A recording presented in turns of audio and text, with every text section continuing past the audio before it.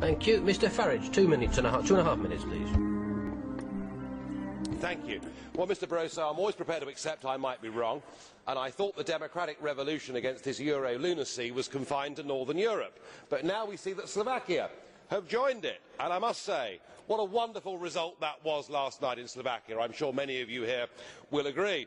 And it's produced, I think, the quote of the crisis.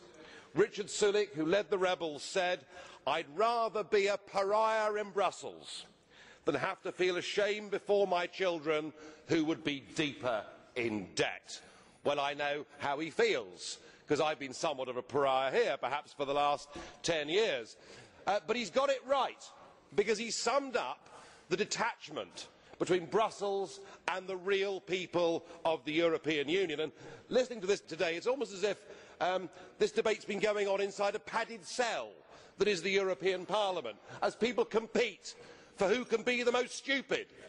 Who can be the most stupid? Who can waste the maximum amount of taxpayers' money? I really do think, as a political class, you're all wrong. And you're all wrong democratically, because nobody has ever given consent for this behaviour. And when people do vote no, well, when the French vote no, you ignore them.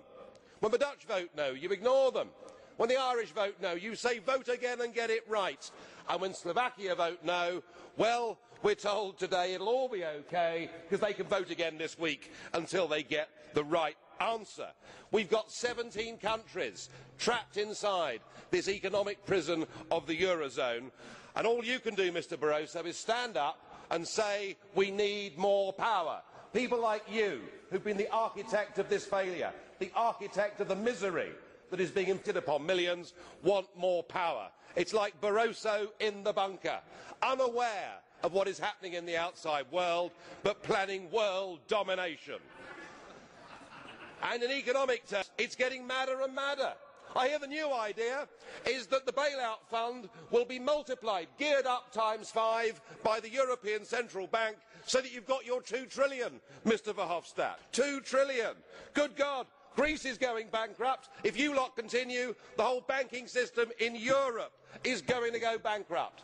The former British Chancellor of the Exchequer, Norman Lamont, this morning described the attempts to save the euro as the most gigantic Ponzi scheme. I'm tempted to think he's right. Thank you.